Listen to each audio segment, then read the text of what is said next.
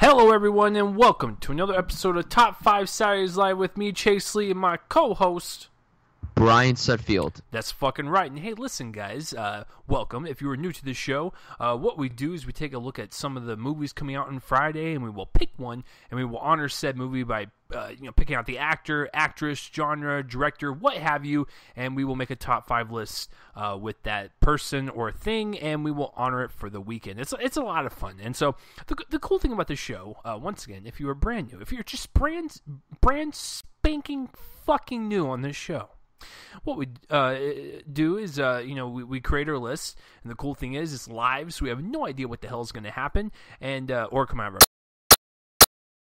know each other's lists. So it makes it all the more fun to guess and then make fun of each other when the correct movies are not on there. So, all of our returning listeners, as you can tell, we are audio only once again, and guess what?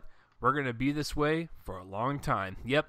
Firefox decided to be a little asshole and not support Google Hangout anymore, which is, I guess, cool. And my Chrome, my Safari are both virus heavy, which means they can't play shit. So, yeah, this is what you're getting. So, sorry about that. But, this is a podcast. I highly doubt you want to see our beautiful faces for an hour. So, why not just listen to our beautiful, sexy voices? So, before we continue on, Brian, how are we doing today? Well, today is pretty good. This week has been kind of crummy, but, we all have those weeks. But today I'm doing all right for the most part. How are you, Chase? How was your trip? Oh, the trip was lovely. And if you guys follow me on the Facebook, the social medias of Facebook, we did a lot of stuff. We went...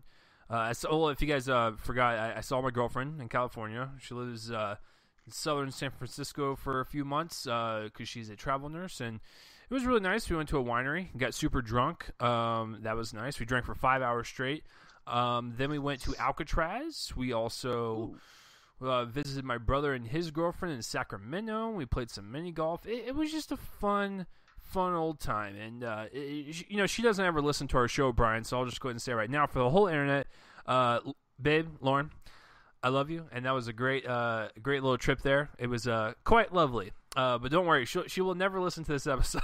She always tells me that she will get to it, but I don't hold it against her. She's busy all the time and she needs her sleep. So so it was a fun trip, and you know what?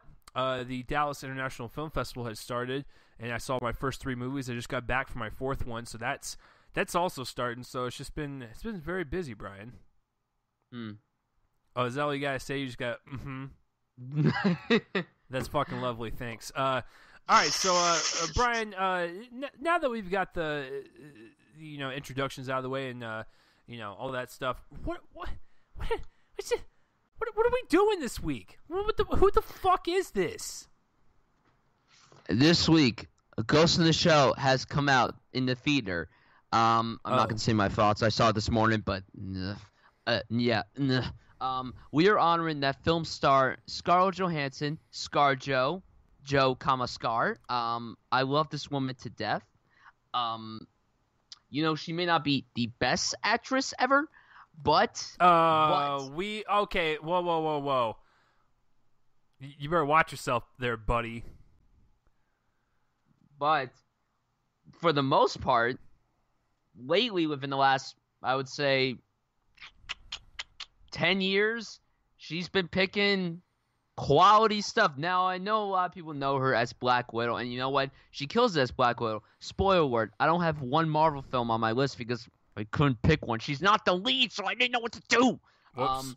But Scarlett Johansson is a terrific talent. I mean, she is a movie star. She's a great action star. And when she's in these smaller independent films, and believe me, there are a lot of those, she kills it. She crushes it. I just watched one a few hours. I'm going to watch another one today, but time happens. Shit happens. College. But you know what? I'm excited to honor ScarJo. I'm going to call her ScarJo for the remainder of the episode. She's a remarkable talent. She's sexy as fuck. And anyone who says that she's not sexy, get your eyes checked. Thanks. But yeah, I'm excited to honor her. Like I said, she may not be the best actress, but for the most part, she crushes it in everything that she's in. So I'm excited to honor Scarlett Johansson.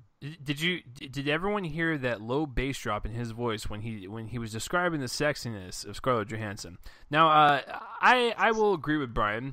She was never ever on my radar for any type of movie. Like, she was always like, okay, she's in a movie, that's fine, and she was just mainly there for looks. Like, hate to sound misogynistic, but sorry, I was a dude in high school. What do you expect? And just every time when I saw her on screen, it was never like, wow, that was a great performance. But Brian's right. I'd say in the last, like 5 to 10 years, this woman has been picking such interesting projects that I'll guarantee you my top 3, not many people have seen. And it's a crime against humanity, and I'm going to address those, and hopefully you guys will get on that. But yeah, I'm actually, I've done a switch on her.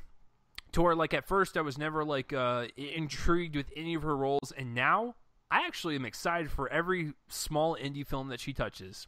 It's true. So, yeah, I'm excited to honor the Scarlett Johansson of Johanssons of Scarlett. So this is going to be very fun, and I can't wait to see where Brian put all this shit on his list, because it's definitely indie heavy, which is very interesting considering that she's in the Marvel movies, which are some of the biggest moneymakers on the planet. So it's pretty ironic. So all right, so without any further ado, guys, let's get this started. Scarlett Johansson, top 5 Saturdays Live, starting with number 5. Brian, I ask you every single week, what is your number 5 favorite Scarlett Johansson film of all time so far? Now, all my films on here are all indies, which is a good thing because indies are the shit. My number 5, I remember talking about this movie with Chase a few months ago, and I remember him saying that he thought it was just good and not great. I mean, it was like back in September, so it was a long time ago. My number 5 is Don John. Yeah, it's fine, folks. Let's pump the brakes. Brian's he's gonna give his spiel, which is fine. I'm just telling you right now, it's a fine movie. It's not like any top 5 list worthy. So, but go ahead. I'll let you have your case.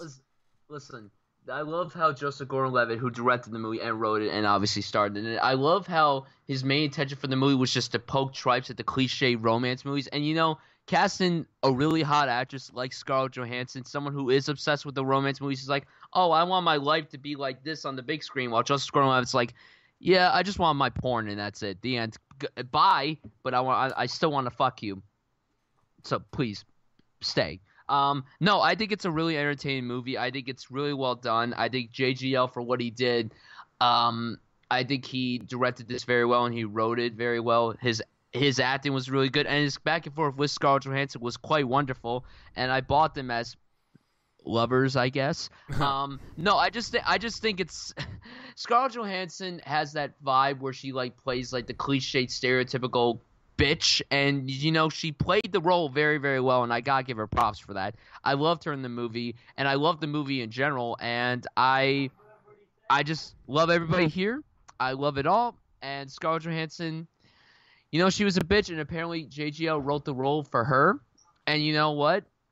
I would too, because Scarlett Johansson, like we keep bringing up, she is really fucking hot, so what else can you do? So yeah, I'm going to say Don John's my number 5. I really love the movie, and I understand it's not the best movie out there. It's not the best romantic comedy ever, but for me, personally, as someone who's not the biggest romantic film fanatic, I love how it pokes gripes at them, and it's basically like a parody of sorts while also being realistic. So yeah, Don John's my number 5. Okay. Listen, I remember when I saw it, and it's a fine movie. And I think Brian gives it the edge because she has the authentic Jersey accent, boy. Like, I remember when she first came on screen and she just like, or wait, am I thinking of another region, Brian? You look disgusted. No. That is true, because it's like a Jersey, New York accent of sorts, and it's basically it's a great accent. She nailed it on the coffin. She nailed it perfectly. Basically, similar to how Jonah Hill did in The Wolf of Wall Street, like similar to that. So I thought that was really interesting. So basically, it's like if you threw Jersey, New York, Boston, and pretty much every East Coast like native tongue up there and threw it in a blender. That's what she had. But I'm not saying it's bad. Like it sounded like it was just She sounded like she would literally live there, and like Joseph Gordon-Levitt just picked a random actress off the street, and it was like, all right, can you speak? Hey, give me a fucking beer with a fucking kai, and just give me a fucking hot dog or whatever the fuck you guys get up there. All right, so listen, that's a nice pick. It's cute, but I say all this, and then my number 5 is actually a Marvel movie. Listen, my top 4 are I would consider some of my favorite movies in my collection. Number 5 is a damn good movie. And as I was looking at her list of movies I have seen, I couldn't put a 5th indie on there without mentioning the role that has brought her up into fame to where she can take smaller risk, with the smaller films. So if it wasn't for her role as Black Widow, she wouldn't be able to take, risk doing all these smaller films. I'm sure we'll mention a few of them when we get to them, but I had to give it to the one where she was the most prominent. And I realized that she's always been a side character. Iron Man 2, side character. Avengers, side character. Avengers 2, side character. Even Captain America 3, side character. You know where she was most prominent and had the most, connection to the actual person that she would make sense with to pair with in a standalone movie? It's Captain America the Winter Soldier. I think that was the one where I think she really kind of locked in to her Black Widow role. Because this was in between Avengers and Avengers 2. So this was kind of like her chance to actually shine as the character and have Chris Evans be himself and Captain America and carry that story and character forward. She is also with him doing that with her character as well. And plus, it's just a damn good movie. It's a spy thriller. It's great. It's what pretty much crashes everything down literally in the MCU and really kind of puts the whole universe on the side of its head, which is fucking awesome. You got to change things up. So it's a damn good movie. It's a damn good supporting role for sure, and that's why I had to put at least one of them on there because I'm telling you this right now. If she was not in these movies, she would not do these smaller films, and she would just do shitty romantic comedies for the rest of her career. So you gotta give it to at least one of them. I'm gonna give it to the best one out of the bunch that she's been in, Captain America 2. Brian, out of all of the Marvel movies, 'cause I know they're not on your list, which one have you enjoyed her interpretation of Black Widow in more? Oh, shit. Probably Winter Soldier as well. But if I were to put one, I was going to put Civil War because her in that movie was really heartbreaking at times because the thing is, she sided with Steve, but she was on Tony's team. So, it was confusing for her. She's like, Steve, I love you, but I have to be with Tony on this one. So it was like that alone, and that alone kind of made me want to put it on the list. But it was hard for me because she's really not the lead in any of them except for Winter Soldier, so it was a little hard for me to pick. And I love her as this character. I really have loved her as this character since Iron Man 2, and I agree with you. In the Winter Soldier, that's when she locks herself as that character. That's when you're like, oh yeah, she's Black Widow, the end, case closed. No one else could play her, the end. But yeah, I like that pick. It was just really hard for me because I wanted to put one mainstream film on here, but I just couldn't. Because most of her mainstream stuff to think about other than the MCU films is not really that strong. So no. So I mean, she's got a lot better catalog of independent films, which is great because you would never expect that from her. Because like I said, her career was definitely rocky in the very beginning. Now she's kind of found her footing, and that's awesome. Except for Ghost in the Shell, but whatever. So let's move on to number 4. Number 4 to me is the weirdest, not the weirdest film that she's been in, but the weirdest film from the director. Now, this is a Woody Allen film. I'm going with Match Point. Match Point is... Never go seen ahead. It. I've never seen it. So Damn. Do Listen. it. So, sell me on it. Sell the audience on it. Okay, this is a psychological thriller from Woody Allen. That's the first thing you need to know. Woody fucking Allen, the man who made the goddamn Annie Hall, made a psychological thriller. Let's not push that aside, people. I mean, this movie is one of his best movies. It's not my favorite one. That easily goes to Midnight Paris. That's my favorite of his catalog. But Match Point is really... It leaves you speechless. It you watch it and you're like, whoa, what the hell is going on? Because you got Jonathan Rhys Meyers as the lead character, and his character marries someone from a wealthy family, but he has an affair with his brother-in-law's girlfriend, who's played by Scarlett Johansson, and it has all the 7 deadly sins incorporated to it. It is a really intense movie, and it's when you look at the poster, you think it's probably just a typical romantic movie of sorts, but then you watch it, and you're like, what? It's so goddamn interesting, and it's also one of Woody Allen's first films set outside of the United States. This film takes place in London. He's not really known for doing films outside the U.S. except for now. Now he's been doing a lot of films outside the country, and good for him. But yeah, Match Point is an engaging movie. Scarlett is fantastic. She's seductive. So is Jonathan Rhys Meyers. I mean, his character is very full of greed and lust, and it's whoa, buddy. Damn. It's an interesting movie. I've only seen it one time. I do want to watch it again because I've been trying to watch a lot of Woody Allen films lately. I just rewatched Midnight Paris the other night. I'm trying to find this one somewhere. I don't know if I can find it anywhere, but I'm telling you, Chase and everyone else out there, this is definitely the weirdest, the creepiest Woody Allen film ever. And it's weird because you never would have thought Woody Allen would have made a movie like this, but that means that the guy's versatile, and that's great for the man. That's great for the weird fucking Jew from New York. So, good for him. So, yeah, Match Point, excellent movie. She's worked with Woody Allen, I think, 4 times, and she did Vicky Cristina Barcelona, which is great. That's not on my list. Scoop, which I have not seen, and then I think she did another one too, but I can't remember on top of my head. But yeah, Match Point is my number 4. All right. Yeah, no, I it's one of those ones that I never got a chance to see. Ever since I saw Midnight in Paris, that's when I've been really kind of fascinated with Woody Allen films, and that was back in 2011. So that's when I started going back and watching Annie Hall and trying to pick up on all of his newer stuff and whatnot. And then I saw Blue Jasmine. I was like, yeah, I'm going to start checking out his stuff. And Match Point was one of those ones, I think I was 14 when it came out. It was radar. Couldn't see it at the time. So it was one of the ones I had to wait until I was 17. I forgot all about it. Now that I'm older and I'm, I like to watch movies now, because they're art. Yeah, I'll give it a shot. So my number 4, I know she's not the biggest part in it once again, but she's also you're going to notice a trend of her being directed by some of the best directors working in Hollywood today, and this is one of them. So starting off with my number 4, going on upward to her best one is The Prestige.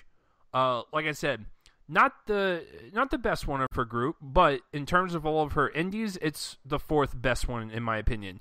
I like magic movies. I actually think this is probably Christopher Nolan's best movie. Hugh Jackman, Christian Bale. It's beautifully shot by good old Wally Pfister up the ass. And then, of course, the wonderful music. You have the wonderful direction. It's suspenseful. You don't know where the hell it's going. And Scarlett Johansson is just a nice flavor to add to that movie, to that wonderfully talented cast. So it's just a good movie. So there's really nothing more to say.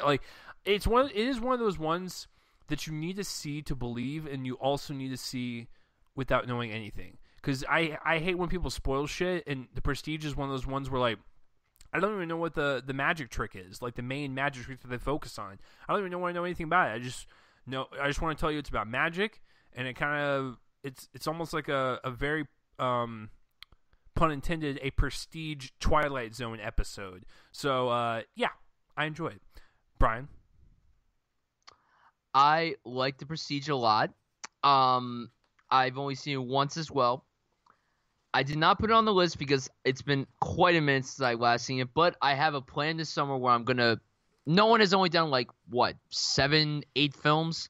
So I'm gonna binge watch probably all of them leading up to Dunkirk. So yeah, and it's funny. This is funny because Hugh Jackman and Scarlett Johansson both starred in this magic movie, and then they starred in another magic movie that came out the same year called Scoop, the Woody Allen movie that I just brought up. So it's weird. It's kind of odd and surreal, but at the same time it is funny. But also, if you're a big nerd like me, you would watch this movie because it's Batman and Wolverine fighting over Black Widow. So, yeah. And also Alfred's there and David Bowie. So, yeah, yeah.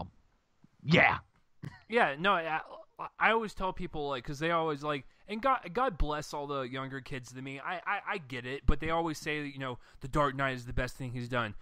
That's cool. I like that movie quite a bit, but you need to watch his other films that aren't superhero related, like a Memento, Prestige, Insomnia is pretty solid.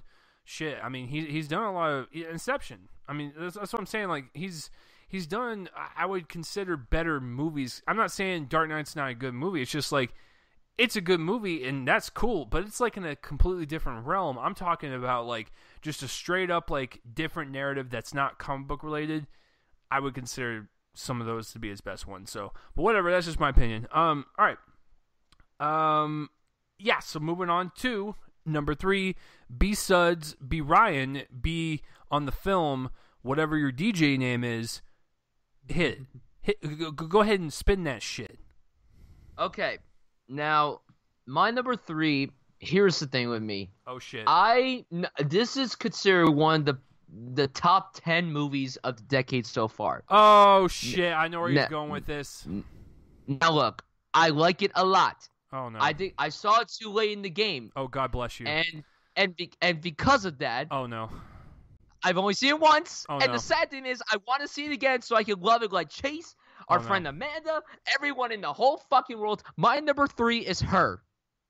Oh, I thought you were going somewhere completely different. However, I'm still disappointed in you.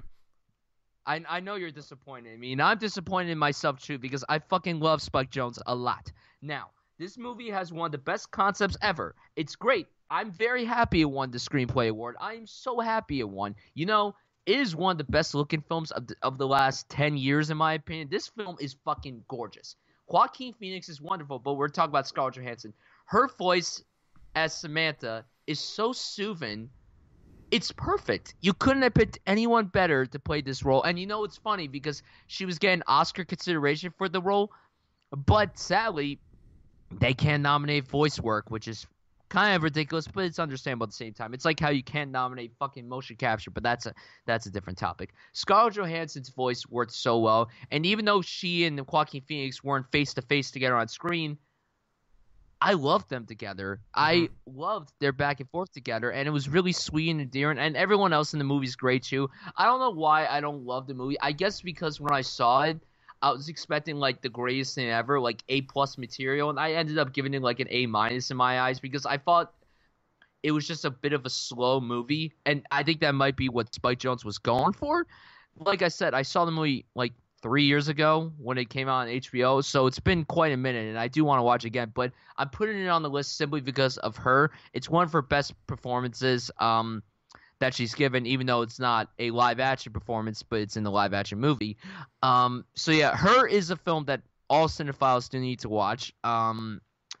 It's not for everybody, I can tell you that right now. I do wish that I loved it as much as everyone else, but, sometimes hype kills things, and I'm sure everybody can relate to that. So yeah, but I'm happy to put Her on the list, and it's my number 3.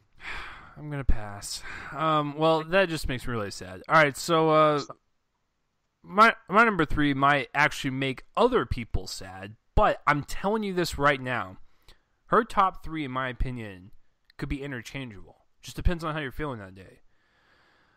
But my number 3, I'm going to go with one of the first ones I ever saw from her, but since I was young, I didn't really understand it, and when I got older, when you rewatch it, you're like, yeah, this is a pretty good movie.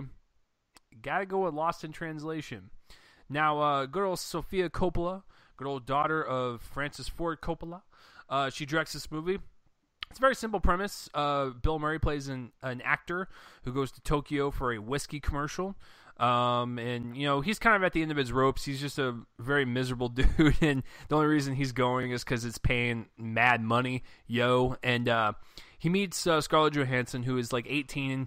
Her character is 18, and they kind of form a bond. And they kind of just like,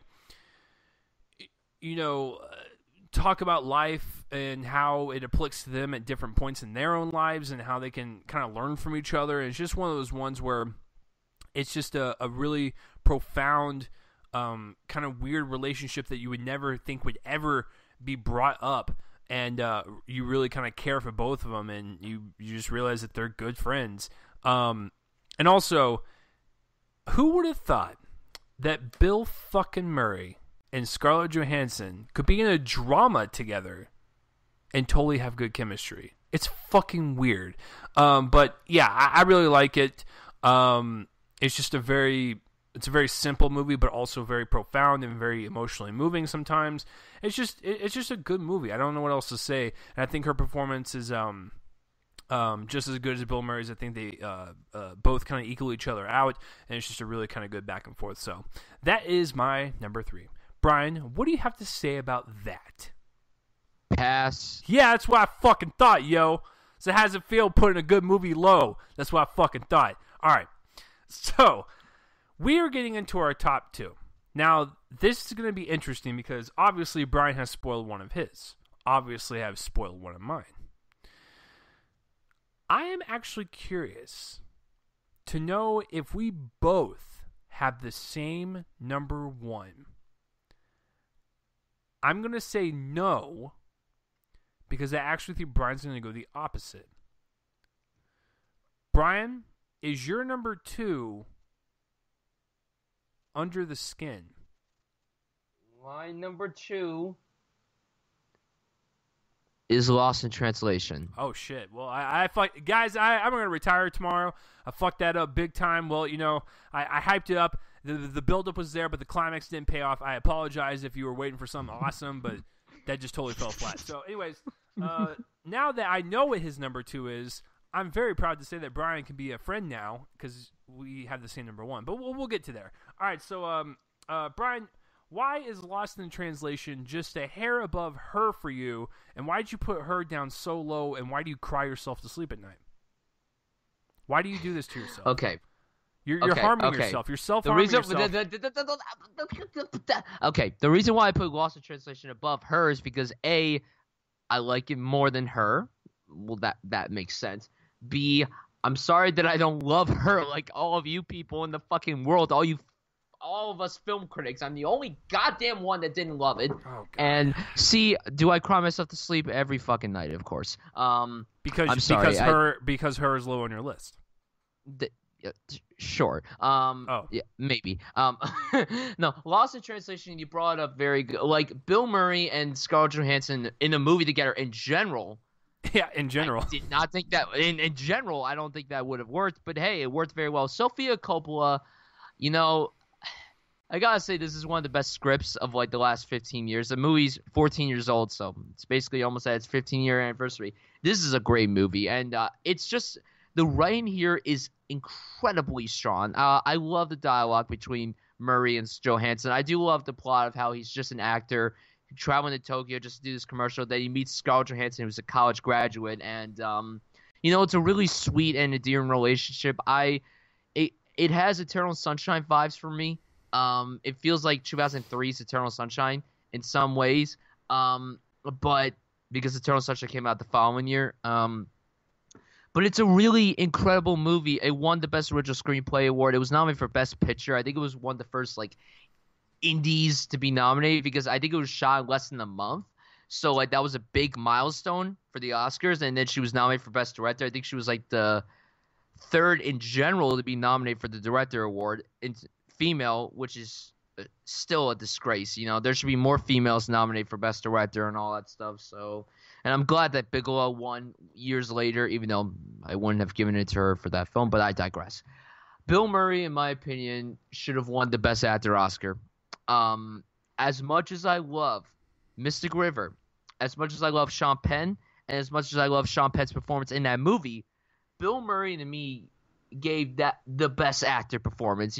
It was so different for him because we've seen him in some dramas beforehand. He was in Rushmore and a few other dramas, but this was the movie that showed everybody in the whole world that Bill Murray could actually act. Outside of those, great comedies from the 80s like Caddyshack, Stripes, Ghostbusters. What About Bob? It showed his true actor chops. And Scarlett Johansson, believe it or not, I will go on by saying I think if Bill Murray was nominated, I think she should have gotten nominated for Best Actress. I think that it's ridiculous that she didn't get nominated. It's basically another Eternal Sunshine thing. If Kate Winslet got nominated, then Jim Carrey should have been nominated. It's one of those situations, people. There's so many other movies I can relate to, but it's just like that. So Scarlett Johansson is incredible in the movie. This was probably the movie that got everybody on the map. Even though she did that movie Ghost World beforehand, which I regrettably have not seen. How do I know of it? Well, it just came out on Criterion a few months ago, or just a month ago. I don't know. A lot of stuff has happened, but yeah, Lost in Translation showed people that Scarlett Johansson could act. Even though she was very young, she was only like 18 or 19 when she made this movie, so she was my age basically when she made this movie. So which is crazy. Like, I still find it how young she is, because I always thought she was much older, but she just looks so young because she's so goddamn sexy. But yeah, Lost in Translation, incredible movie. It's my number 2. People just watch it, and it's similar to her. It's not a movie for everybody, but if you want to watch it for Murray and Johansson, you gotta do yourself a favor. Just watch it for them. I'm gonna reiterate for all 3 of these. Our top 3s, everyone needs to see. Like, period. Yes. I don't want to hear anything about it. Like, if you're skeptical on it, you're like, I don't know. I've heard great things and whatnot. I don't know what to fucking do. Exactly. No. You stop all your hesitations. You throw them out the window. You shoot them out like Lassie. You just need to see them. Okay? Exactly. And even though I said that I didn't love her, I still think it's a movie that everybody needs to watch. Like, it's kind of a movie for this time period that everyone should consider watching. So, yep, the end. Yeah, because since we're talking about it, I'll go ahead and say it. Number 2 for me is her. And if you want to think about a movie that really captures the time of technology and dating and whatnot, this movie is it. And it's just so beautifully told. It was the best romance movie of that year, and it involved creepy pedophile Joaquin Phoenix with his handlebar mustache and Scarlett Johansson talking to a phone. And you're thinking to yourself, wow, how is that romantic?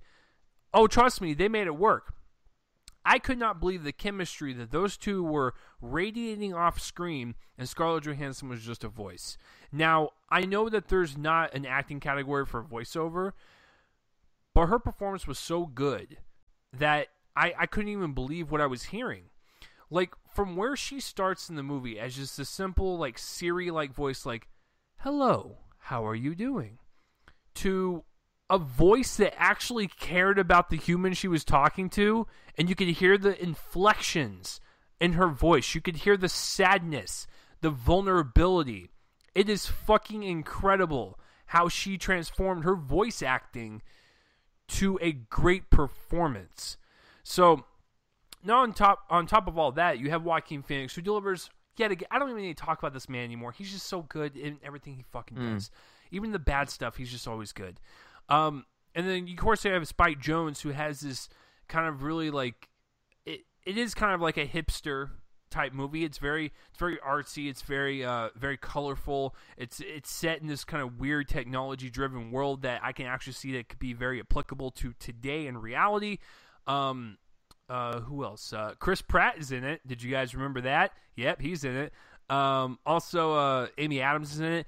Now, I will say the only, like, flaw with the movie is that Amy Adams, her character is important for Joaquin Phoenix's character to grow, but at the same time, there's not really much for her to do. So, I mean, she's fine, but, like, she's not, like, the draw of the movie.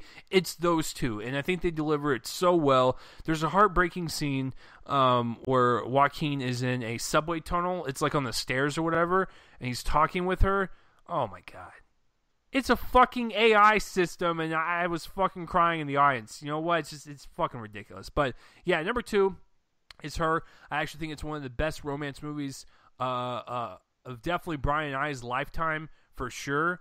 I would consider her on the same level as, like, Eternal Sunshine of the Spotless Mind. It's just such a unique romance film that's told in such a different way, but it's also very, like I said, real. It feels real and grounded, considering of our technology-heavy world, and with the whole online dating thing, it's a perfect film to represent our time. So, yeah, that's our number 2. Guys, those movies are cute. They're fine. I'm kidding. They're actually good. But our number 1, I, like Brian, have probably seen thousands of movies in my lifetime. I usually remember specific theater experiences. 2014. I remember walking in that theater. I think it was like March. or April. I can't remember. I remember walking in that theater. I didn't know what to expect. I just remember watching the trailer and seeing that quote of something along the lines of like, Kubrick would have been happy, or, this is Kubrick. And if you guys don't know who Stanley Kubrick is, why are you listening to this podcast? You can go watch any of his movies. But when I saw that quote, because usually I get very skeptical of critic quotes in trailers. I think they're fine, and I think they're great for marketing, but it's still kind of very hesitant. Case in point, when I saw Birth of a Nation last year, and they played the Moonlight trailer with all those critic quotes, and I was like, this is a flat-out masterpiece. I was like, whoa. Let's calm that down. Not everything that's great is a masterpiece, but then when you watch the movie, it's a straight-up masterpiece. So, like, now I'm starting to pay attention more to critic quotes. And, even back in the day in 2014, when I saw that Stanley Kubrick quote, I was like, okay, that's interesting. That's an interesting director to compare it to. So I watched it. I walked out. And I was like, I cannot believe what I just saw. Now, I had to watch it again. Because it is one of those ones that you need to pay attention to. It is a slow burn for all the right reasons. But you got to watch it again to kind of like maybe pick up on certain like little performances that Scarlett Johansson does with like her hands or just the way she moves or whatnot. It's a very intricate role, and this is why I actually like her performance in Ghost in a Shell, and that's one of the only things I like about it is because she's very robotic, and she's actually very good at kind of playing robotic alien type of creatures. She has the voice for it. She has the kind of posture for it. She has the kind of like dead eye kind of wide pan with her eyes look with it. Under the Skin, if you guys don't know what it is, and I'm going to give you this a straight up fair warning. You might not like this movie. It is a very, very abstract type of film, and it requires you to think about stuff versus having the filmmakers spoon feed it to you. Now, the essential plot is there is a guy who has a bunch of kind of alien minions, if you will, to basically lure humans into this black goo pit to basically harvest their meat. We don't know why they're there. We just know that they're there to get their meat, and we have no clue. Maybe go after that, go to another planet. I have no clue. But the whole point is Scarlett Johansson, she has no emotion. She doesn't think like a human. She's an alien. So as the film progresses, she starts to become more human. And she starts to develop all those emotions and realize that humans are pretty fucking sadistic. And she realizes that her being a woman alien, a lot of people view her as a piece of meat, which is very prevalent. Her luring guys in and whatnot. All they see her as a sex symbol, and she kind of drags them to their death. But I think what sold me on the movie, because the whole movie is great, right? But it was at the very end, and Brian knows what I'm talking about. She's in the woods, and she's crying. Like, this alien is crying because of how awful humanity is. And it's just a very kind of... It's a very, very, like, emotionally heavy movie. Like, dealing with, humanity and emotions and how, emotions can make a human, but also there's bad in humanity as well. It's just a very complex film. But like I said, it doesn't spoon feed you. The cinematography is gorgeous. My God. Like, that whole movie is just wonderful to look at.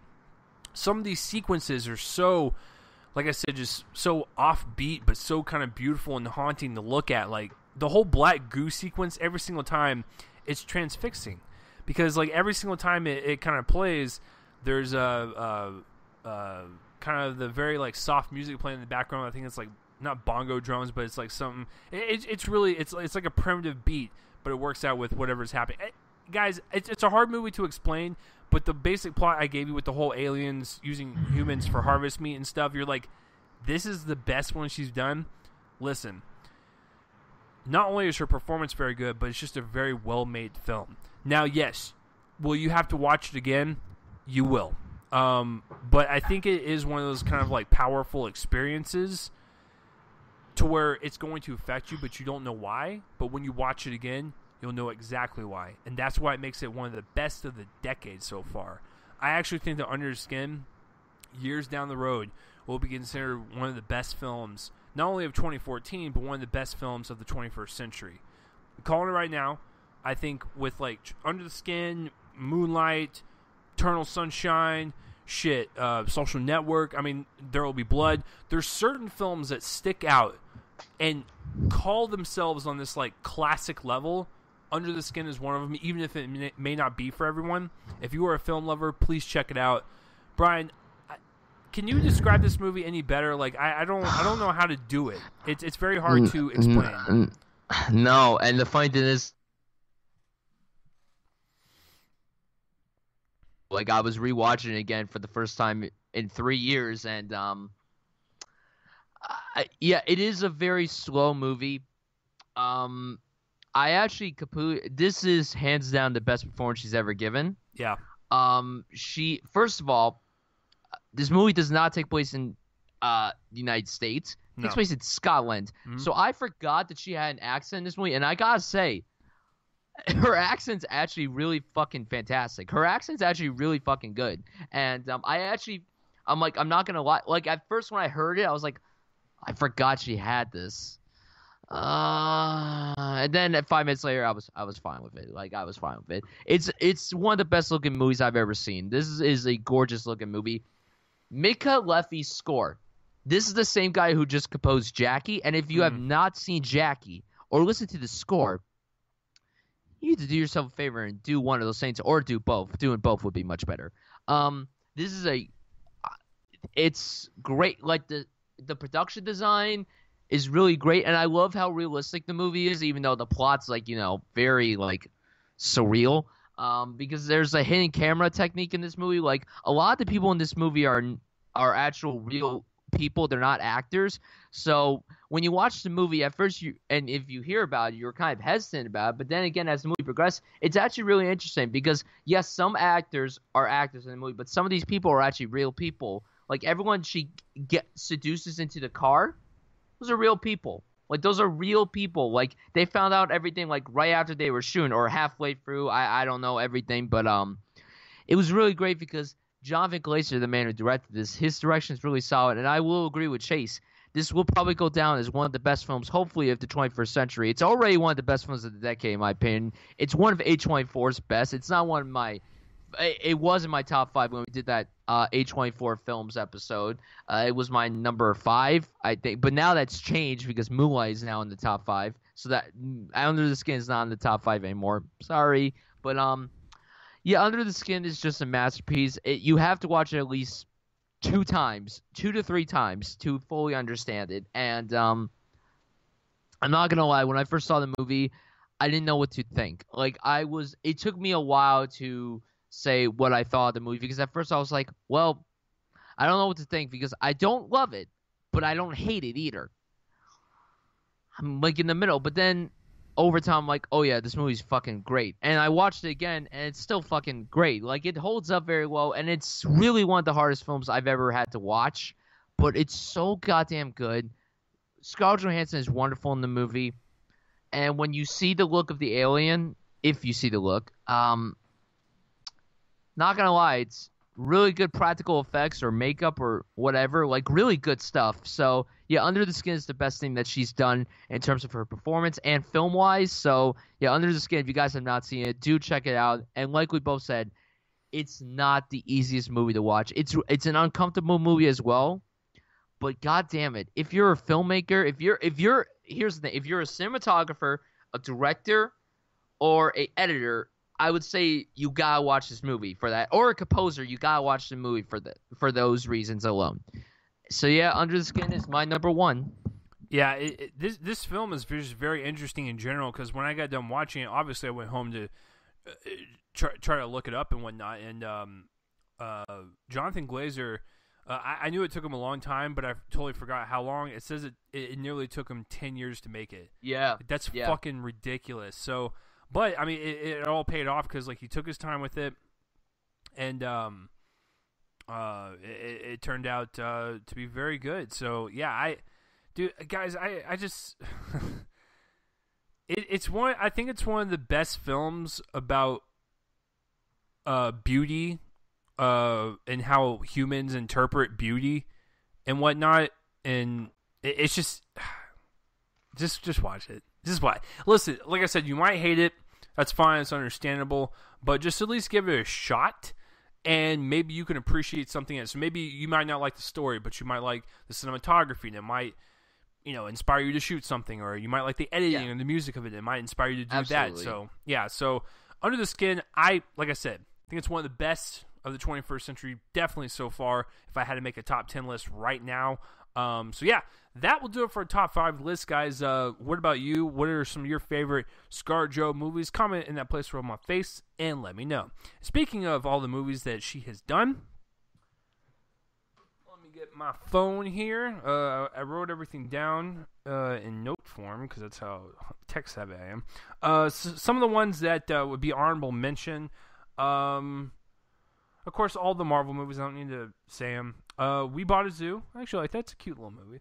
Don John, Chef, Jungle Book. He's Just Not That Into You. That's right. I actually like that movie. Oh, God. My sister loves that fucking movie. Well, my sister loves that movie. Your sister and I are friends because I remember seeing that in theaters, and I was like, I paid for it. It was at one of those dollar theaters that was near my college when I went to college in 2009. I was like, yeah, I kind of like it. Eight-Legged Freaks is a really good B horror film. B horror sci-fi. It's fun. It's David Arquette, and that's it. So, Brian, what say you? What are some of the ones that you like but just couldn't get to? And I just need to say something real fast. I realize that she's done a lot of earlier stuff. I honestly haven't seen any of those other stuff. I think the earliest thing I've seen is Lost in Translation. So I'm sorry. Anything before that, I like Ghost World and all that stuff. Have not gotten a chance to see it, so I'll check them out eventually. But Brian, take it away. Yeah. All the MCU films she was in: Chef, Vicky Cristina Barcelona, The Prestige. I wrote The Jungle Book, and I said even though she was weak as fuck, like she was not bad. She was not bad. That scene. That's like scene. That one scene. That one scene was my only flaw with the movie, and that was it. Even though she was only in it for that one scene was effective because I like kind of like that sexy, alluring voice that she was playing with the snake, and it almost like you almost wanted to like because the whole point of the snake is it hypnotizes Mowgli. So the fact that you use her voice to kind of lure him in like that and kind of hypnotize him, it works because her voice is appropriate for that. Yeah, but I just felt that scene was a little out of place, but it was crucial to the story. We Bought a Zoo is it's cute. It's wonderful. It's a wonderful film. It's cute. What's here? I will say that He's Just Not Into You is not that bad. I do enjoy some of it. I like everybody in it, so I'll give it that. And I'm a huge SpongeBob fanatic. I forgot she was in the first SpongeBob movie. She played the fucking daughter of King Triton. I forgot, and Patrick was like, "This, you're hot." So that was my reaction too. So you know what? Me and Patrick Star are now best friends. So yeah, those are my honorable mentions. Oh my god! Listen, I haven't seen the SpongeBob movie in so long. I didn't even know she was in it. But who knows? Back in the day, I might have even caught that. So So dishonorable mentions. Oh yeah, she's got some bad ones, folks. I gotta say, when she was a kid. And she did a lot of kid acting. Woo, this is what I was talking about with her rough start. She was in Home Alone 3. You guys remember that shit? Woo, that was bad. Also, I do not really care for Sing, the movie that came out last year. No, thank you. The Black Dahlia is very forgettable. I don't really remember much from it. I can't really say if it's good or bad because I only saw it once, and it was like 10 years ago. What else?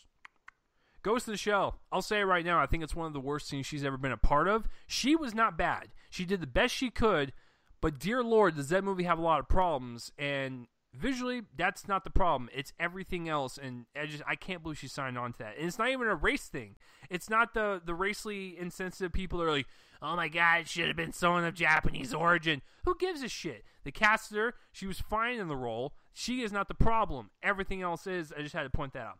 And I think the worst thing she's been a part of, oh God, when Frank Miller decides to go off and direct something of his own and do The Spirit, that's when you know you've hit rock bottom. And when you watch it in theaters and you walk out and go, what did I just watch? I feel sorry for everyone that was involved with that. And I realize that Frank Miller co-directed Sin City. He didn't co-direct shit.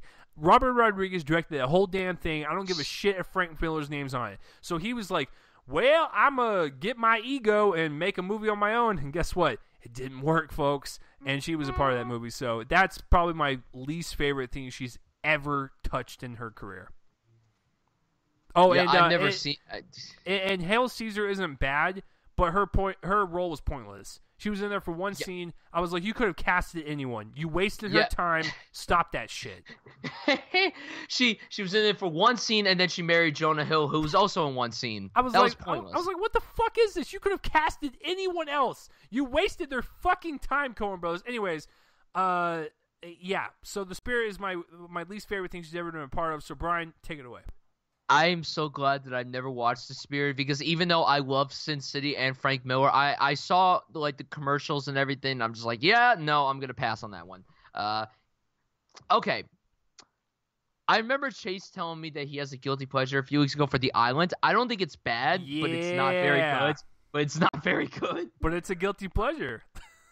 Sure. Listen, okay. I'll tell you what. If I gave you the choice between The Island and the fourth Transformers movie, which one do you want to sit down and watch? The Island. Of course. Of course. The Island. Are you crazy? The Black Dahlia sucks. You know, Brian De Palma made that movie, and Brian De Palma is one of the greatest people alive for making Carrie, Mission Impossible, Scarface, The Untouchables. The guy's an absolute legend. I have no idea why. You know, the movie could have been good because it had her and Hilary Swank bowing out, and Hilary Swank was the shit back in the day, and now she's like probably in some cabin in Missouri. Okay, that's a different topic for another day, but she's won 2 goddamn Oscars. Where the hell is she at? I don't know. I don't know. Ghost in the Shell, I saw it this morning, and it was pretty bad. She was not bad in the movie. I will go on by saying she was great in the movie, and visually the film was fucking gorgeous. That's the reason why I kept my eyes open the entire time. But that's it, though. It's a hollow piece of garbage that I can't believe they actually got away with. It is, and it's sad because, like, if you're a fan of the original and you expected this to be good, because it actually looked good, the movie actually looked very good, but it was disappointing. It wasn't as disappointing as King Kong, but that's a different story. It's literally one of the few films I've ever seen where the title of the film accurately represents the movie. It's literally a ghost within a shell. There's nothing in it. It's just it's a hard shell of visual greatness. It's like an M&M, but you bite into it and there's no fucking chocolate. So it's just it's fucking bizarre. It's a weird. I can't believe people made that movie, but whatever. That's for my podcast tomorrow, folks. Yep. Home Alone 3 easily just one of the worst things I've ever seen. And the worst thing that she's ever done, you know, she hasn't really done a lot of comedies. The one that she has coming out this summer, Rough Night, looks like shit. It looks awful. But the Nanny Diaries, I almost said the Nancy Diaries. Nancy Diaries is with Emma Roberts. The Nanny Diaries fucking sucks. And it reminded me of that one movie that Brittany Murphy did. Was it Brittany Murphy, Uptown Girl? Oh yeah, that was her. That was her? Yeah, it reminded me of that movie, and it just grossed me out so much. Listen, I love Scarlett, and you know what? I love when people do different forms of acting, whether it be comedy, drama, action, sci-fi, whatever, but Scarlett did not do good in the movie, and the movie itself sucks. You know, it felt like a typical, like, Disney Channel movie, but I think it was PG-13. So, you know, it was so dumb. And Rough Night looks like shit. I just want to say that right now. But Rough Night looks so bad. And you know what? Scarlett will probably be good in the movie, but that's not going to do anything. Nope. And every woman there is hot except for Jillian Bell. I'm sorry. But you know what? Yeah, that's it. The end. And of all the upcoming movies, all she has is Rough Night, the Avengers movies. Oh, and Sane, you know, the movie does not suck, but bad memories. I'm not going to go into it. I don't like to talk about it because it gives me a heart attack inside. So, yeah, that's it. The end. Case closed. No, it's what What was the one I just read? She's voicing one of the dogs in the Wes Anderson animated movie. That is a good thing. That is a good thing. That's a great one to look forward to. But yeah, you're right. She really doesn't have like any other like Under the Skins or Hers coming out. So Scarlett, listen, I know that none of these celebrities ever listen to our show, but if you are listening for some weird fucking reason, first of all, I've had a crush on you since I was a kid. But that's besides the point. The point is, Scarlett, we actually think that you are a very good actress. When you do stuff like Under the Skin, Her, Lost in Translation, we know that you have talent. But when you keep choosing shit like Rough Night, you don't need to. The Marvel movies are your bread and butter blockbuster money. That's totally fine. I'm with you on that. But then when you take all that money, do some experimental shit. Like Under the fucking Skin. Like, that came out the same fucking year as Captain America Winter Soldier. What? So, listen. Just try more stuff. But yeah, Rough Night looks awful. I just feel sorry for everyone that's a part of that. But whatever. So yeah, that will do it for this week's episode, guys, of the Top 5 Scarlett Johansson films. It's been a very fun night once again. Brian, what are we doing next week? Next week, the only important movie coming out is Going in Style, directed by my homeboy Zach Braff. We are going to be doing our top 5 heist films because we already honored Morgan Freeman. Zach Braff, he's just directing, so we can't honor him. Although I would put 3 episodes of Scrubs and then Garden State in which I was here. That does not fucking count. Also, maybe Chicken Little because I have a guilty pleasure for Chicken Little. Don't fucking sue me. I swear to God, he makes that movie. But anyway, I digress. So yeah, next week, top 5 heist films. Yeah, that's going to be interesting because that's not really my forte. That's more Brian's forte, so I'm sure he'll have more interesting picks. I'll have to really dig deep to see what the hell I've seen in heist-wise. So, yeah, it'll be fun, but this is definitely Brian's episode for sure. But, yeah, that will be next week, guys. And speaking of the B-Film Suds over there, where can the people find you online? You can find me on Twitter at FilmJunkieBrian, and you can find me on YouTube at Brian Sutfield. That is correct. And listen, if you want to follow me on Twitter, it's at Real Chase Lee. And subscribe to the YouTube page and all that stuff. Let people know it's a decent podcast. You can, it's serviceable. You want to take a dump, you want to listen to something in the background while you're taking the dump for almost how long have we been recording for? But for an hour, you taking those hour dumps, we got you covered, fam. Just play our podcast, you're good to go.